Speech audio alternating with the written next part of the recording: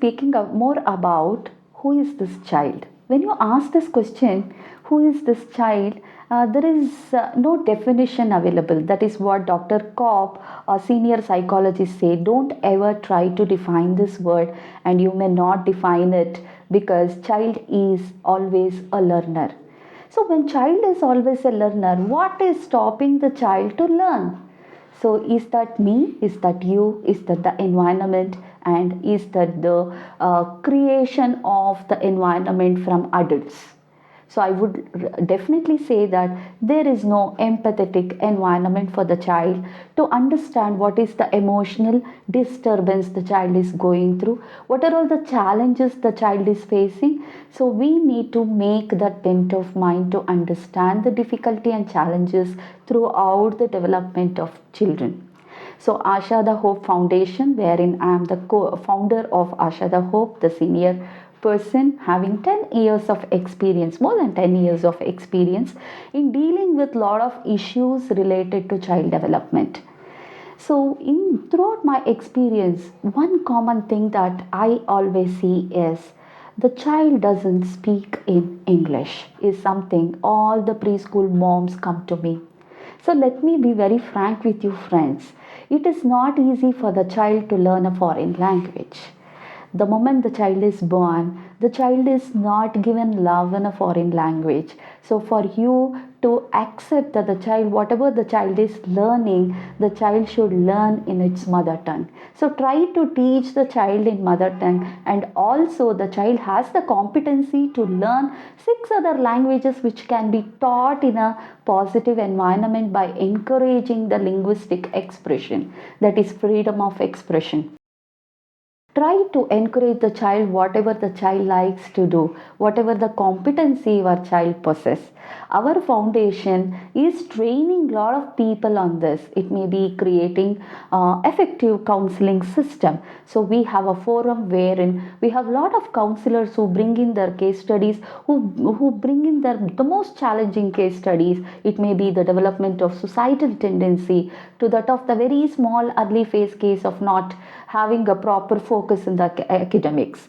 So we do train people to deal with such thing. It might be a teacher, it might be a parent, or it might be a professional in their own arena. So all we need is a human connect. That is, we are all born as social individuals who have our own dreams, who have our own aim. The one best thing that we can do for our children is to gift their childhood. Do you know that the child has to go through so many facets to learn one alphabet A?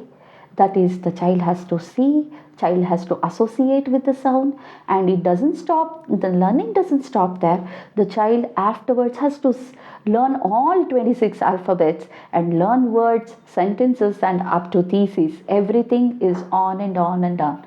Learning is continuum. When learning is continuum, how am I enhancing the learning process in a child? Am I understanding the learning preference in my child?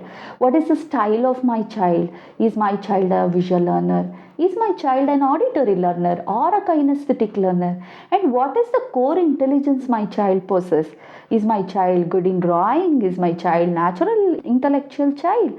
So our school evaluates only two intelligence, that is verbal linguistic and mathological intelligence. Children who are very good in these two intelligence naturally get appreciation. Abdul Kalam ji always said the three basic needs for a childhood is food, water, and appreciation.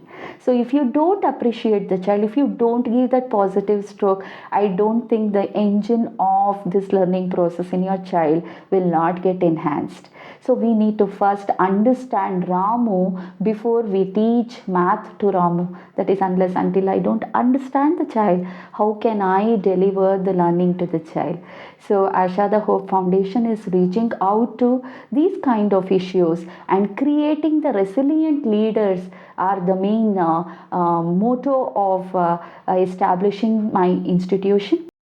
And we have Hope Care Center under Asha the Hope Therapy and Counseling Center, which is reaching out to children who are labeled in the school. Labeling is really a very, very pathetic situation in the school, and most of them are vulnerable.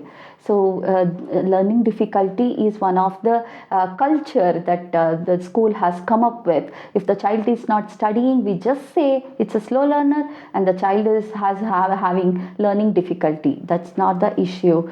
The child may be having induced learning difficulty due to various issues.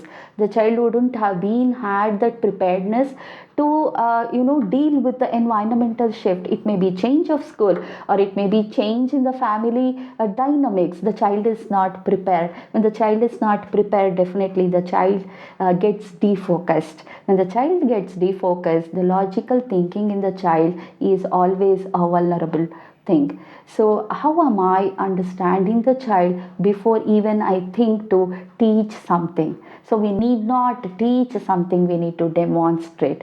That is what I request parents. You need to demonstrate what you want from the child. Please, you do it, because I see very aggressive children, and parents do come with a complaint, madam, my child is really very bad in behavior. Let me tell you, there is nothing called as good and bad behavior. There is something called as acceptable and not acceptable behavior. When a father can't control his anger and he is just throwing the remote, then the child will definitely throw the pencil. So how am I learning? The child is learning from you. So you are the best tool for your child to get equipped and be more resilient. We need leaders.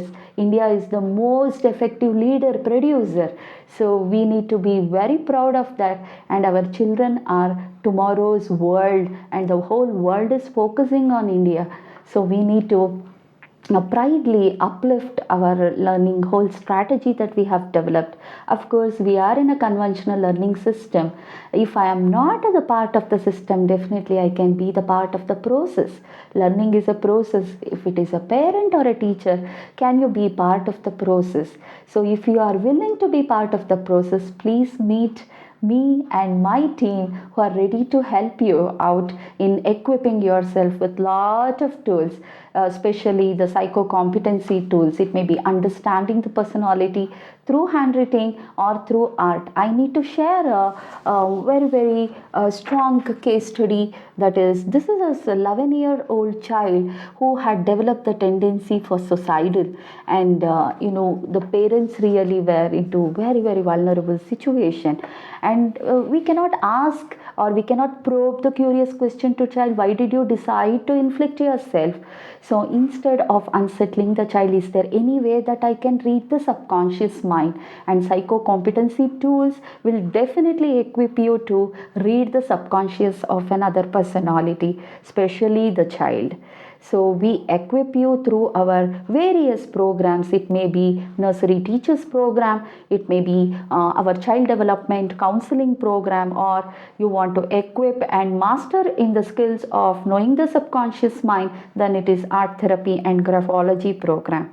So do team up with us and be a reason for a huge transformation that is going to happen very shortly, because people are getting aware of the kind of challenges the children, not only children, and whoever it is facing in today's world.